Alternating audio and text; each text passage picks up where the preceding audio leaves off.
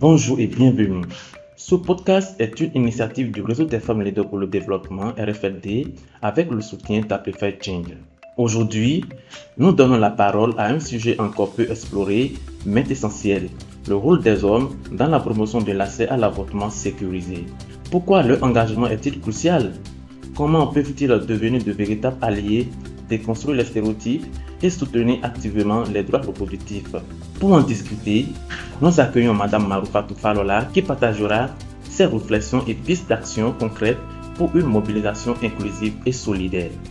Alors, Madame Maroufatou, bonjour, veuillez vous présenter s'il vous plaît. Merci bien, mon nom c'est Madame Ileola Maroufatou Falola. Je suis consultante à RFLD et en même temps je suis la coordinatrice de RFLD au niveau national.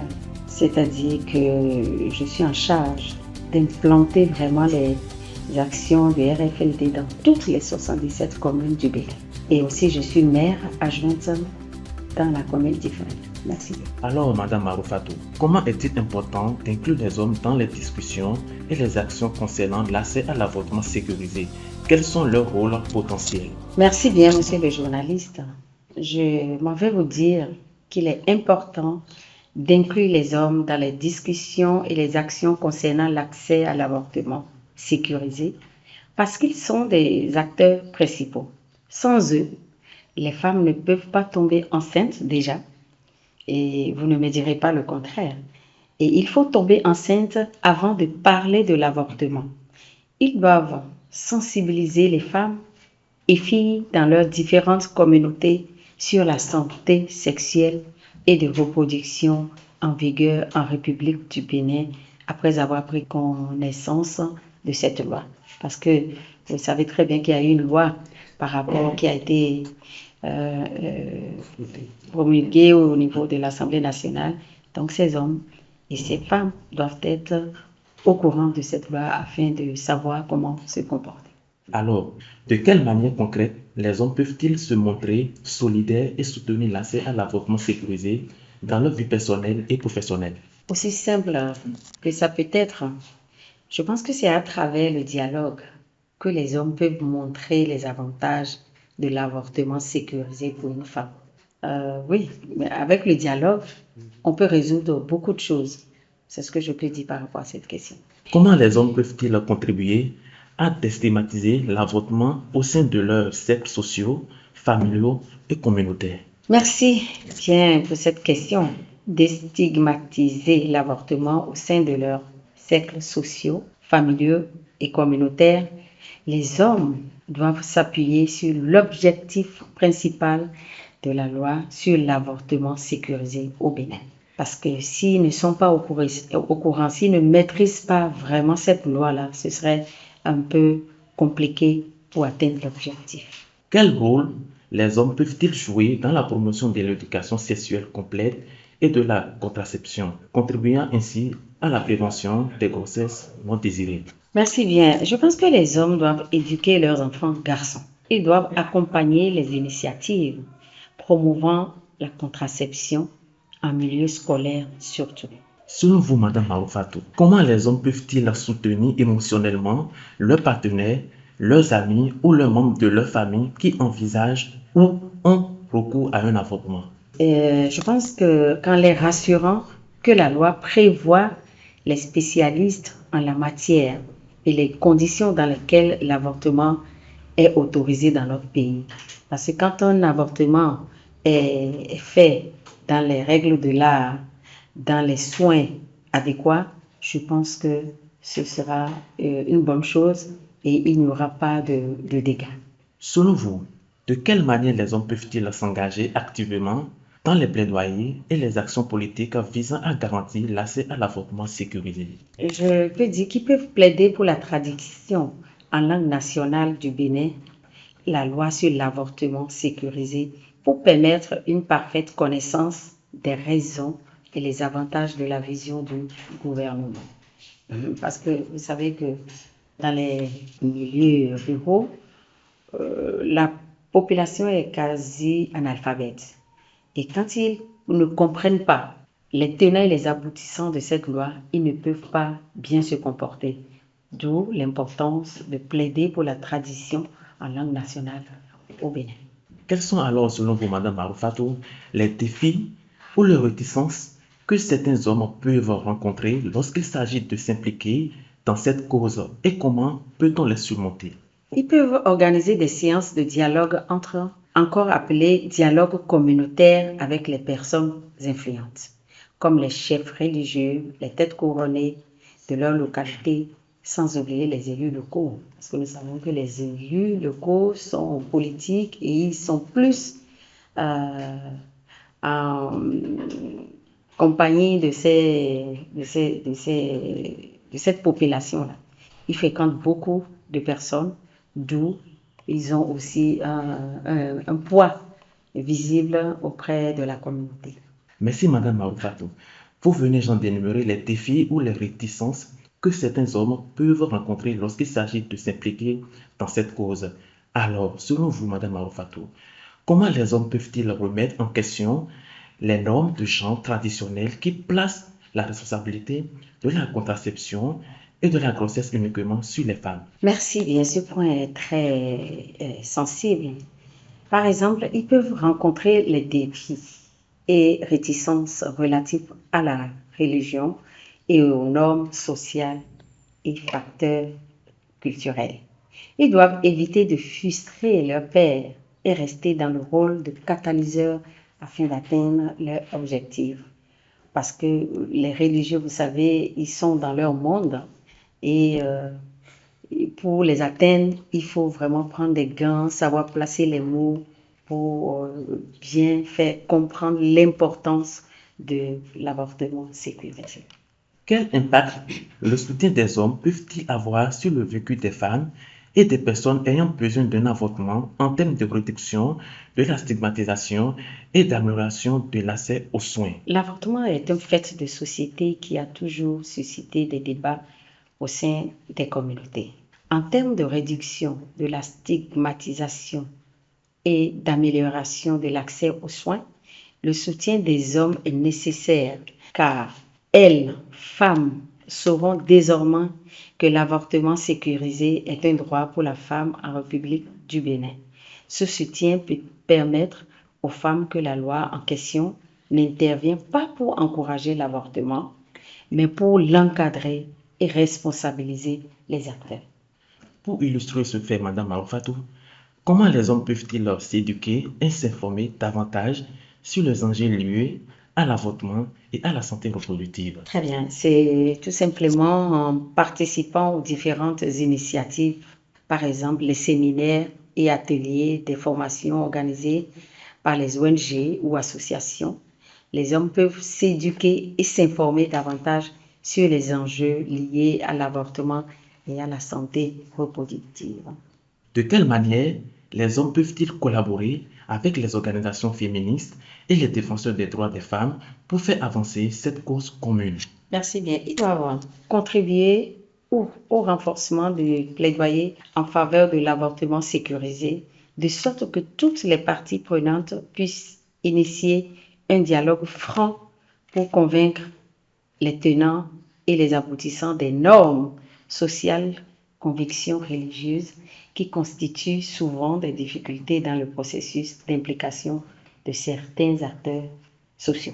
Une fois encore, Madame Maroufatou, merci. Comment encourager davantage les hommes à s'impliquer activement et devenir de véritables alliés dans la lutte pour l'accès à l'avortement sécurisé? Merci bien. L'implication de certains acteurs sociaux étant nécessaire pour améliorer les perceptions de l'avortement sécurisé, il faut encourager les hommes, notamment les professionnels des médias, les chefs religieux, les chefs traditionnels ou communautaires, les guérisseurs traditionnels, surtout les guérisseurs traditionnels qui fréquentent beaucoup de personnes. En ce qui concerne les convictions religieuses, ce domaine est très délicat.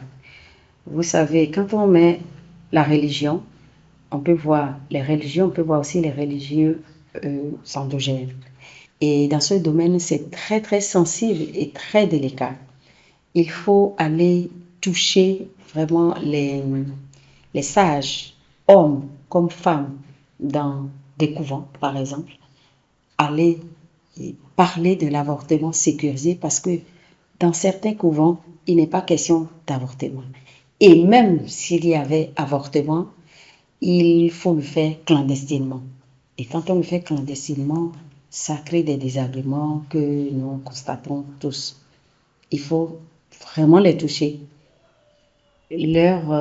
attirer leur attention sur le fait que, parce qu'ils ont leur système aussi dans les couvents d'avortement. Nous sommes proches, nous sommes élus, nous sommes proches d'eux, nous fréquentons aussi ces couvents-là. Et j'avais cité un jour sur un plateau un cas que j'ai vécu et que je vais taire le nom de ce couvent. Il y a eu avortement dans le couvent, une jeune femme. C'est une jeune femme qu'on a internée pour les initiations. Il s'est fait qu'elle est tombée enceinte, mais elle n'est pas rentrée dans ce couvent avec son époux. Donc, ils ont voulu camoufler ça. Et ça a dégénéré. Il y a eu hémorragie. Et c'est là qu'ils m'ont fait appel en tant que femme et politique, vivant dans le village. Et ils m'ont dit, il y a une situation. Je suis allée voir et je leur ai dit, il ne faut pas tergiverser. Il faut aller directement à l'hôpital. Et ils ont peur de l'hôpital, comme quoi c'est pas clair leur histoire. Qu'est-ce qui s'est passé? Et la femme était une femme mariée. Son mari ne doit pas apprendre qu'elle a avorté dans le couvent. Ça veut dire ce que ça veut dire. Je ne vais pas trop creuser là-dessus. Et on a été à l'hôpital. J'ai vu le médecin. Je lui ai expliqué et je lui ai demandé de garder ça secret, mais de procéder à l'évacuation du fœtus dans les bonnes conditions. C'est ce qui a été fait. Elle est restée, je crois, 4-5 jours à l'hôpital quand même, parce qu'il y avait beaucoup d'hémorragie. Et c'est au bout de 4e jour ou 5e jour qu'elle s'est retrouvée et on l'a retournée au couvent. Et j'ai donné l'ultimatum que la prochaine fois que je vais apprendre ce genre de choses, je vais dénoncer. Et je crois que depuis ce temps jusqu'à aujourd'hui, ça va. Il n'y a plus de ces genres de situations. Et quand ils commencent les initiations dans les couvents, je suis informée et je suis permanemment dans le couvent pour dissuader un peu ces genres de choses. Et je leur ai dit de séparer les femmes et les hommes. C'est vrai que dans certains couvents, ce sont les hommes qui initient. Et j'ai dit, même là, il y a, comment on dit, ségrégation. Il y a une apartheid qui ne dit pas son nom. Les femmes sont aussi initiées que les hommes. Pourquoi vous ne donnez pas la main aux femmes de gérer les femmes? C'est ce que moi je vous demande. Et si vous ne respectez pas ça, alors là, le gouvernement va s'impliquer dans ce domaine. Parce que le gouvernement n'est pas au courant de tout ce qui se passe dedans. Parce qu'ils ne sont pas initiés. Et depuis ce temps, je peux dire que ça va. Ils ont pris bonne note. Et aujourd'hui, dans les couvents, c'est séparé. Les femmes sont à part, les hommes sont à part. Et les enfants aussi sont à part. Parce qu'il y a des enfants aussi. Il y a même des enfants de 5 ans, de 6 ans, de 7 ans, de 8 ans dans les couvents. Filles. Donc, on peut dire que le rôle des élus que nous sommes, nous avons joué notre partition par rapport à l'avortement sécurisé dans le domaine culte endogène. Nous tentons brièvement à la fin de notre podcast. Mais avant, pour l'avenir, quelle vision peut-on avoir d'une société où les hommes sont pleinement engagés comme partenaires égaux dans la promotion de la santé des droits reproductifs? Très bien, je crois qu'on a fait le tour et on a dit un peu ce qui est clair dans la vision. La vision, pour moi, elle est très très claire. C'est l'inclusion sociale. Dès que nous mettons tout le monde à contribution, je crois qu'on peut réussir ce fléau de l'avortement sécurisé. Quand l'avortement est sécurisé, je pense que la vie de la femme aussi est prise en compte. Et quand elle n'est pas sécurisée, c'est un danger, il peut y avoir mort d'homme. D'où l'inclusion totale sociale pour toucher toutes les couches. En ce qui concerne l'inclusion dont j'ai parlé tout à l'heure, le RFLD ne favorise pas l'avortement. Le RFLD prévient seulement sur les lois de l'avortement sécurisé. Quand l'avortement est sécurisé, quand il y a avortement, il y a une cause à cet avortement. Il y a, par exemple, peut-être une femme qui a conçu sur un viol, sur l'inceste, sur une malformation, peut-être à une visite à l'hôpital. Et les gynécologues, les spécialistes dans le domaine, s'ils détectent que le fœtus n'est pas bien logé ou qu'il y a un problème au niveau du fœtus, on peut avoir recours à un avortement sécurisé. C'est dans ce cas-là que le RFLD encourage l'avortement sécurisé. Madame Maroufatou, est-ce que vous avez un mot de fin ou un appel à lancer? Je voudrais tout d'abord remercier le RFLD pour avoir initié ce podcast pour pouvoir faire entendre nos voix. Je voudrais remercier aussi le gouvernement pour avoir pris cette loi sur l'avortement sécurisé. Et je voudrais demander au gouvernement aussi d'appuyer les OSC, les ONG qui viennent en appui au gouvernement pour étaler, pour divulguer cette loi-là, pour toucher beaucoup de communautés à la base.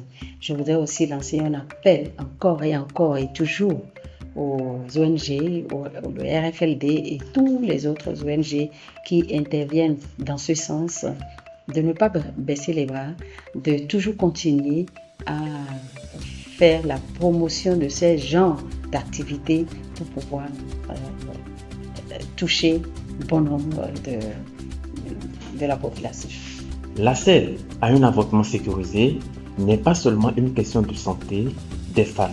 C'est un enjeu de société qui concerne tout le monde. Comme l'a rappelé Mme Maroufatou Falola, les hommes ont un rôle à jouer dans le dialogue, le soutien émotionnel, la lutte contre la stigmatisation et l'action collective. Merci à Mme Maroufatou pour son éclairage et son expertise. Leur implication renforce les dynamiques de changement vers une société plus juste et équitable.